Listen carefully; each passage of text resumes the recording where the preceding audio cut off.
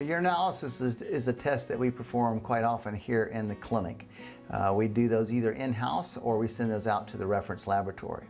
The most difficult part of doing this test is collecting the sample. Most often we try to walk the animal outside, obviously being a dog, and try to collect a free catch sample from the dog that once they urinate. If we're not able to collect a sample in that manner, we can also do a cystocentesis, which basically we take a needle and syringe and we actually tap the bladder and get a good, clean, sterile sample that way. The good thing about that is if we decide to do other testing such as culturing of the urine looking for bacterial infections, we've got a good sample that we can do that since it has been taken with a sterile needle and sterile syringe. As far as the simple test here in the clinic, we can take the urine and we actually use a dipstick. It's a stick that we use that has multiple tests on it that gives us some good parameters of what's going on with the urine. Here we have a very sophisticated piece of instrumentation. This is our collection unit that we use to collect the urine. I tease people and say, you're going to be the hit of the neighborhood when you go out and collect urine from your dog, and you can easily see why. It's basically a cup on a stick.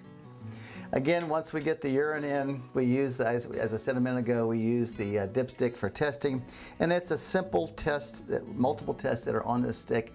You put urine on each one of these spots, wait 60 seconds, and you read the results compared to the graph here on the bottle. The next thing we do is we take the urine and we spin it down in a centrifuge. And we do that for primary reason is if there's any cells, any bacteria, any crystals in the urine, they will spin down in the bottom of the test tube. We'll pour off the urine, we'll take that sediment that's in the bottom of the test tube, put it under the microscope, and we'll have a good indication of what may be going on. This is also used if we're looking for such tough things such as cancer and tumors that are in the urine or possibly in the prostate gland. One of the big things that we see when we look at urine sediment are crystals, and this is an indication of a problem potentially with diet, but most often with this particular crystal called a struvite is associated with a bacterial infection. It's a very characteristic crystal, easily recognized under the microscope, but this is an example of one of the many things that we look at when we look at urine sediment.